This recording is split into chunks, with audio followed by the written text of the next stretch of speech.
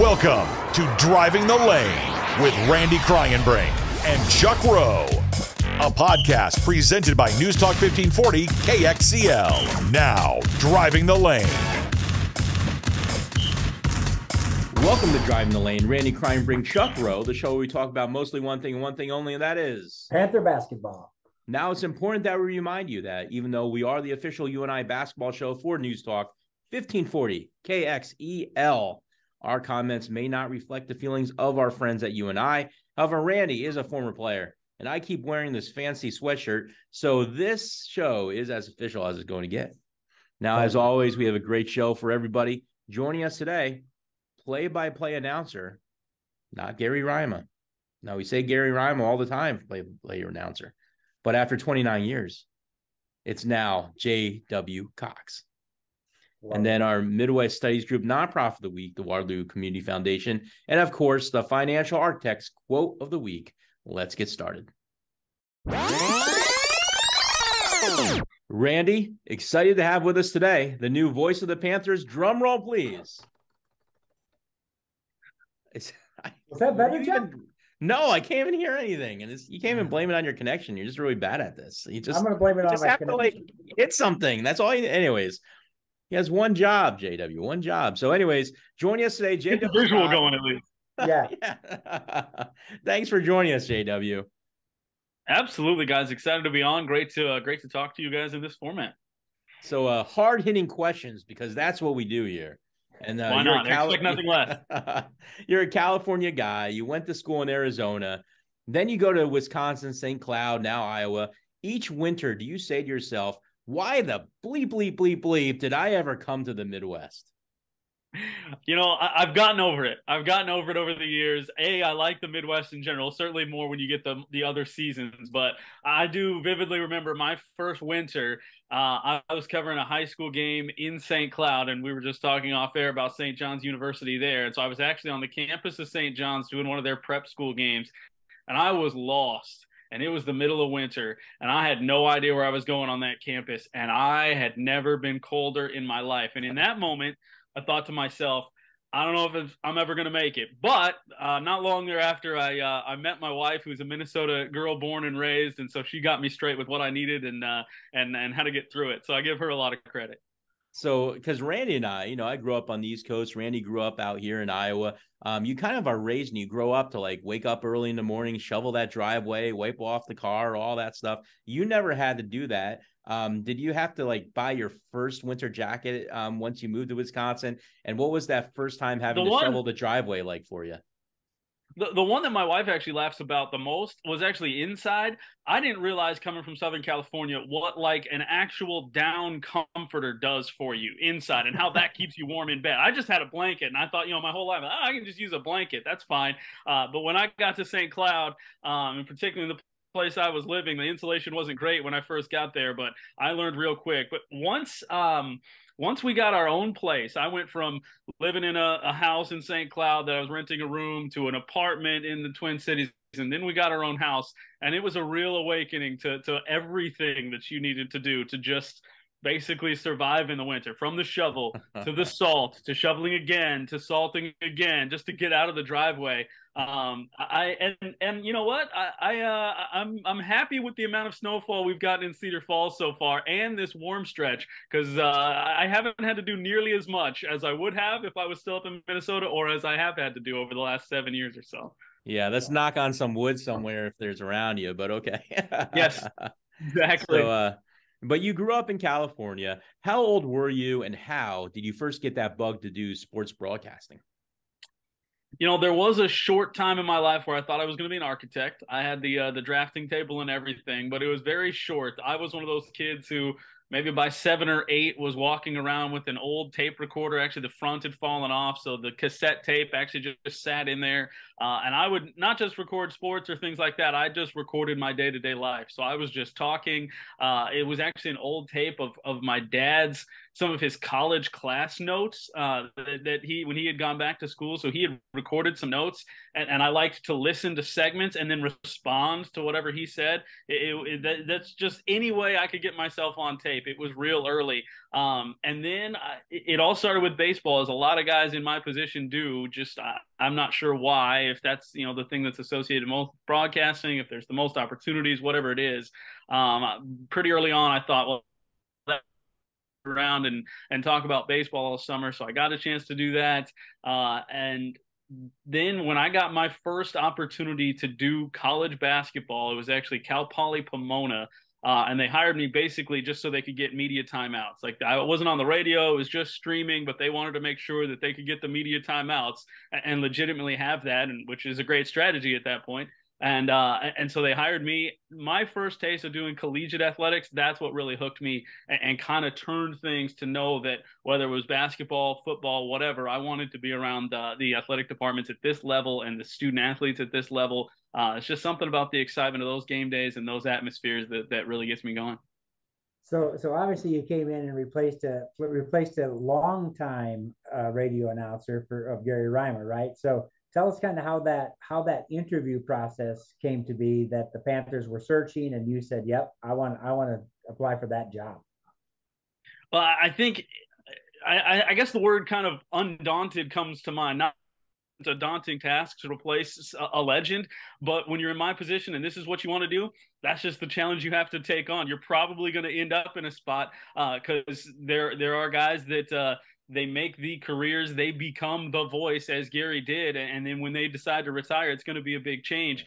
So it was a challenge that I was ready to accept, but it was certainly a big part of, you talk about the interview process, and you know, the people that have hired me here, and obviously the coaches, they had great relationships with Gary, and so it was a part of, hey, you know, you come in and you know what you're up against as far as replacing the guy who is the soundtrack to so many moments for football and basketball, you and I, but what else can you bring? How can you bring, you know, your own spin and your own take to move things forward to the next era? Because, you know, I can't be Gary. I'm never going to be Gary. And so they kind of wanted to see that if we're going to replace the legend and you're going to be the guy that has to try to do it, what else can you bring to the table? And so I thought that was kind of a fun part of the challenge too, to not just, okay, I'm going to try and pick up the mantle and do what he did, because you can't do things like Gary did. That was very clear, even just looking at, you know, listening to his calls and things like that. But the challenge of bringing my own perspective to it and my own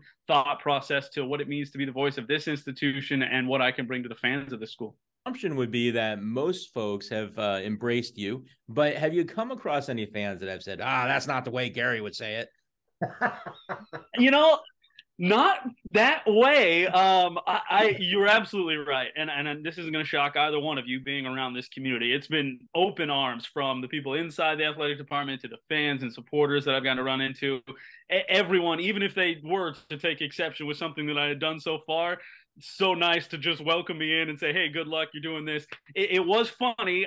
Recently I was emceeing one of the events on, and, you know, just afterward in kind of the meet and greet, I did have people tell me that I wasn't being you and I, gold-colored glasses, purple and gold-colored glasses enough, which I just took as a license to go, right? Like, I'm ready. I think that I was doing. I'm not trying to hold back, so I can guarantee you that I'm not trying to hold back and walk some line and tell people good things about Illinois State or South Dakota State or whatever's happening in the game.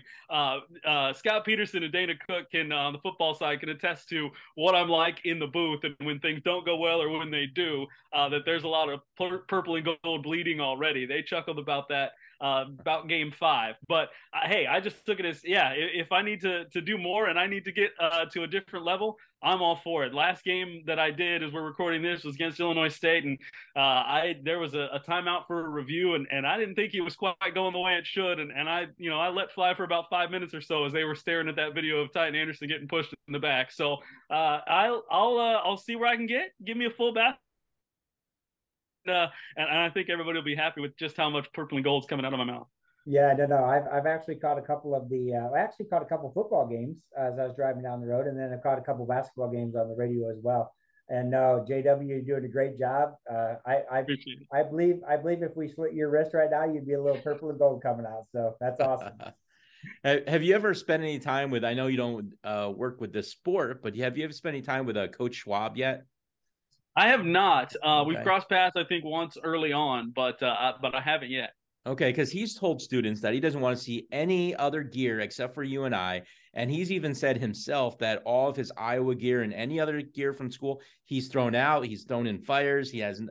Have you taken any old collegiate clothing and thrown it out and made UNI the only thing you ever wear now?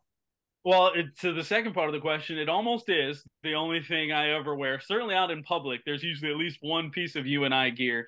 Most of my other stuff would be packed away. I can't think of apparel. I had one of my ASU, honestly, just before I got the job, I got a brand new ASU hooded sweatshirt that replaced one I got when I was actually in college. That one's boxed up too, even though that's the alma mater. Nothing from St. Cloud, I don't think. But the funny story I would say is, as I've continued to compile this gear, and obviously when I first got the job, there was a bunch of gear that I got, and then some of the teams were outfitting me with some stuff, and I would be bringing stuff home. And my oldest daughter, who is 7, this was not that long ago, and I brought home some more gear, and I just said, hey, look, I got some more Panther gear. And she just goes, oh, Dad, more Panther stuff? She couldn't believe it. She thinks at some point there's got to be a stopping point. But I'm with Schwab. I'll just take as much as I can get, and if I'm not in purple and gold, then something's wrong. Yeah, Schwab isn't someone you want to screw around with, so keep that stuff boxed up. Yep. That's for sure. So, but have you ever made any errors yet by saying, now Coach Henderson? I mean, oh no, Coach Jacobson. I mean, has that happened yet? I don't think. I don't think from a coach. There has been, and I think it was basketball. There's only been one time that I remember I started to say Husky instead of Panther, and it didn't happen all football season, I don't think.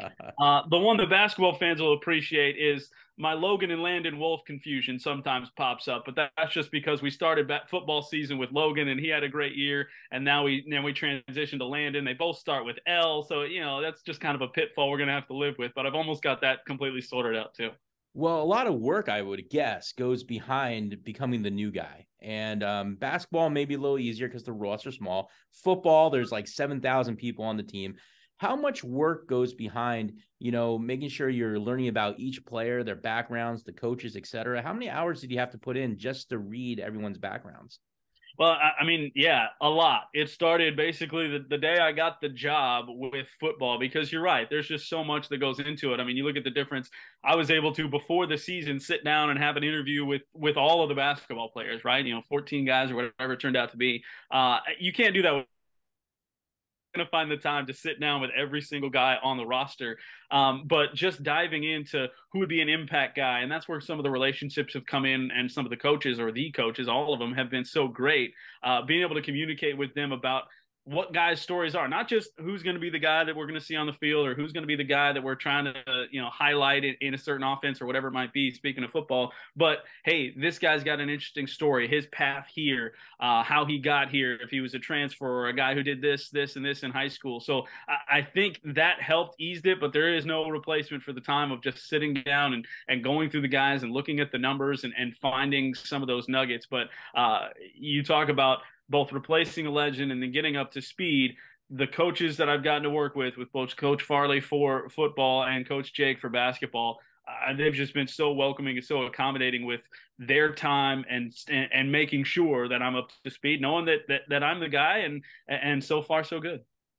And then not only that, if it's on television, obviously there's a little bit of downtime. You don't have to speak as much because they're watching the game and you're just adding to the color of that. But on the radio, you kind of have to paint the picture when the ball got passed from the left wing to the right wing. And I mean, it's got to be chaos. And then add in the opponent, obviously, the names of the opponents, how to pronounce the names of all of that stuff. It's got to be, like Chuck said, a lot of prep work has to be done with that.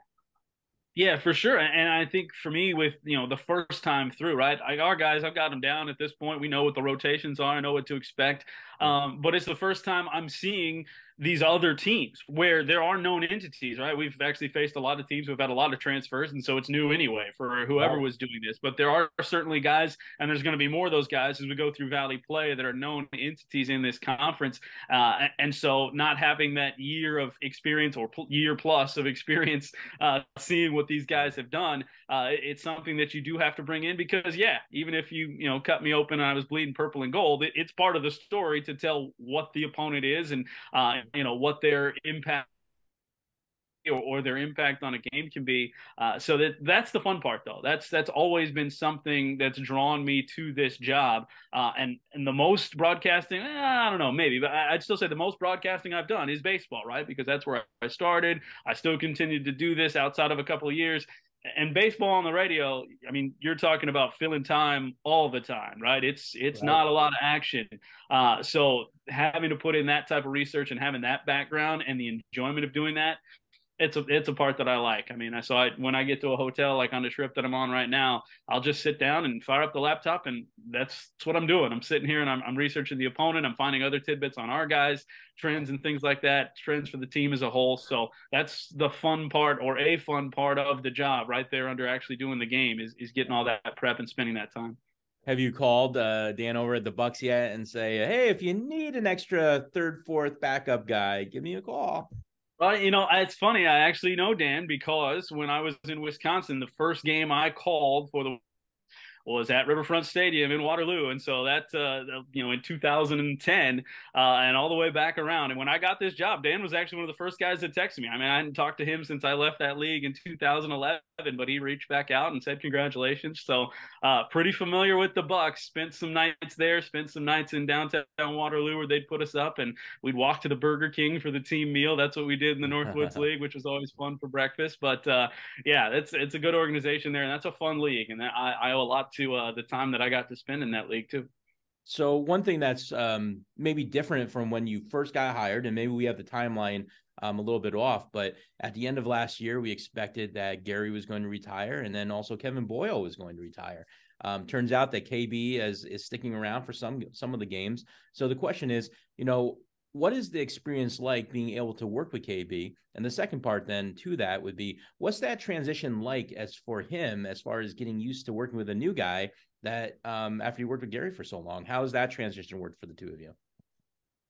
Well, I'd say this, without sitting down and having a specific conversation with him about that fact, I'm going to say unequivocally that it's harder on him to get used to me than it is for me to get used to him. And mainly, a lot of that is to do with him. He's real easy to work with. He's great on the air. He knows, obviously, his stuff. He knows the game in and out, and he knows this team and this history. And so he seamlessly can put that in and meld that into whatever I'm saying.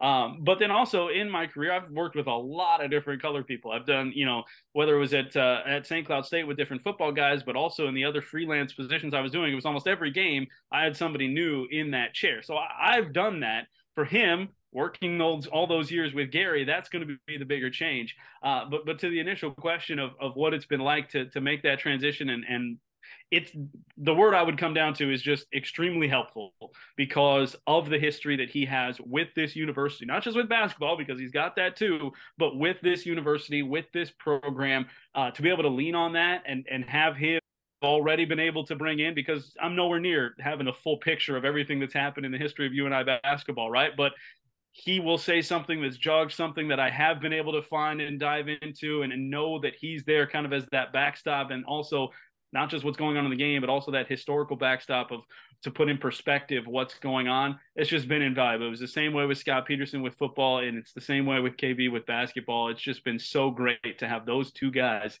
who certainly are Panthers through and through to be alongside that to help me in this first year. Now, for some of us, we need to get used to how you call a game, right? And so play-by-play guys are famous for having catchphrases, right? And so and I'm guessing you probably have a catchphrase or two in your pocket. We're kind of used to Gary and what he would say in certain situations, and just kind of curious if you have catchphrases yet for some of these. And that would be, so if a player nails a big 3-point shot, what would you say as a catchphrase? So less than having catchphrases, it's more, I do go more in the, that's not to say I won't say the same type of things. It might be in a rotation. Right. So in that situation that you're talking about, what could potentially come out of my mouth is something like nothing but the bottom of the net, without trying to step on. So here's the problem, right? Like another thing I might say just in the moment is bang, because he hit it, right? But I would be far from the first person to use that as a 3-point call, right? Like Mike Breen does that. There's lots of people that have done that. And that's the problem in my position. And honestly, when I started doing this, even close to 15 years ago, or now 15 years ago, all the good lines have been taken, right? Like it would have to be a straight out of heaven thunderbolt epiphany for me to come up with something that nobody has said before, right? Of course, like, yeah. Yeah. So that's the thing. So I try to go in the moment, but again, you'll hear some of the same things, and I like to lean towards the descriptive, right? Like not. So again, if it's a big 3-pointer, another thing I'll say a lot is either knock it down, which has come out a lot and people have probably gotten used to hearing me, or then if it's one that does rattle around a bit, rattle it home. Like that's a good one, because that adds a little bit of drama, and there's a little bit of drama in that shot. And so none of those were really things that I sat down and thought, okay, this is what I'm going to say in this situation, or something that came, organically too from a big moment that I've just stuck with. It's all situational, hopefully leaning towards the descriptive, and varying it up a little bit. We'll see though. Like it's still early, and there could be things that come through, and even if it isn't completely unique or completely first time ever used, it might be appropriate and become something that sticks. Well, along those same lines, and again, we don't expect anyone to follow, Gary's footsteps. You have to be your own person doing your own thing. But Gary was a big nickname guy. He loved giving everyone nicknames. Are you a nickname guy at all?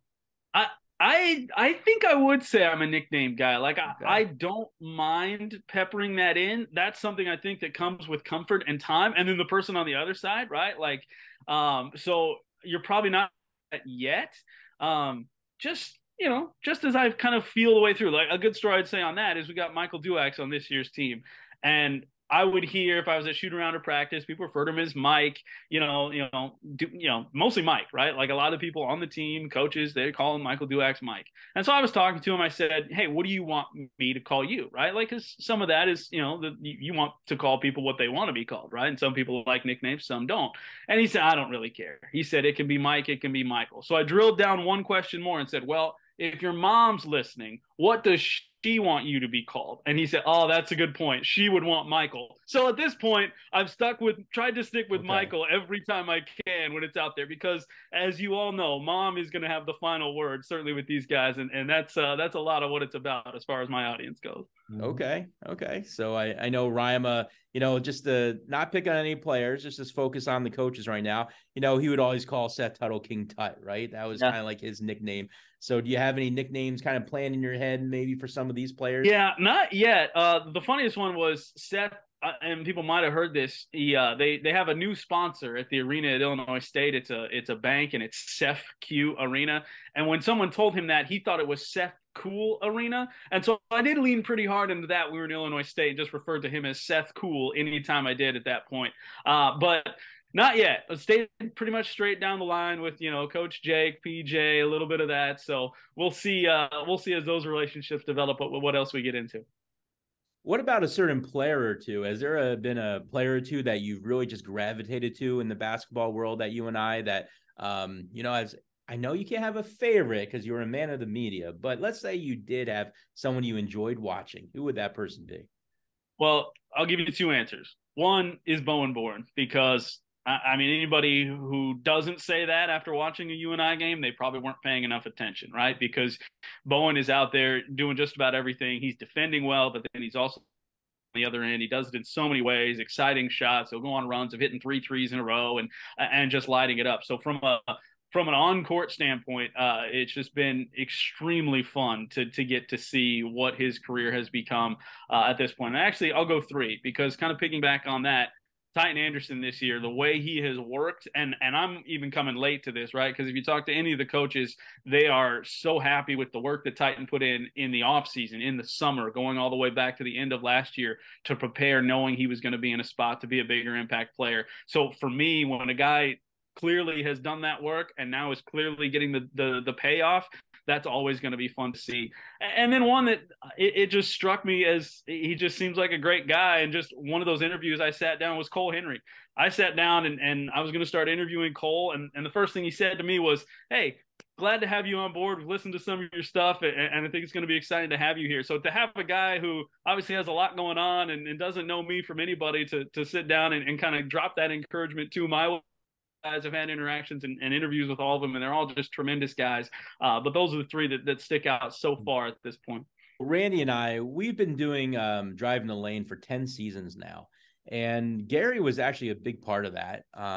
We started off on one station, moved to another station. Gary was a big part of our show. And you might not know this since you're new here, but we're actually an award-winning show. Out of all the radio shows that focus on UNI basketball that are hosted by a former player in the Korean, we're number one.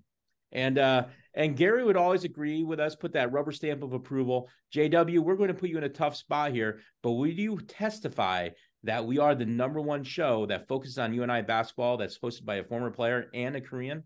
And it's really the consistency that you guys bring with certainly those two elements as well that really sets you apart. But you own the demo and you guys get it done. It's it's good. I think that there's always space to Panther basketball, and you guys have set the bar right now, and you guys will keep setting the bar as far as I can tell. Well, you know what? After a testimony like that for us, I think we're like one step closer now to ESPN, Randy. Yeah. One step. Yep. I think after this episode, probably we'll be getting the phone call, I'm sure. Syndication. There you go. There you go. So, well, any final words to Panther fans? Hey, I mean, I like to keep it in the here and now, and this team is so fun to watch. They're going to have some bumps and bruises still, and there's a lot to play in Missouri Valley play. But I say come along for the ride this year. I'm happy to be here for the long haul, and there's going to be a lot of great years and seasons. But when you look at this one, there's some fun things that this team can do. So make sure you keep your ears up and keep looking at these Panthers and watching what they do and how they grow as the season goes, because I think it's going to be an exciting run. JW, thanks for joining us. I'm sure this will be the first of many shows we do with you. Absolutely. We appreciate the time, and be safe out there, and go Panthers. This week's nonprofit of the week is the Waterloo Community Foundation. Joining us today, drum roll, please. It's like, is that better? I feel like I'm working with like Charlie Chaplin. I didn't even hear anything. It was, anyways. Erin Tink, Executive Director. Thanks for joining us today, Erin. Thank you for having me. It's a pleasure to be here. Now, Erin, a lot of people have heard the term Community Foundation before, but they don't quite know what it exactly means. Can you tell us what the foundation does for the community?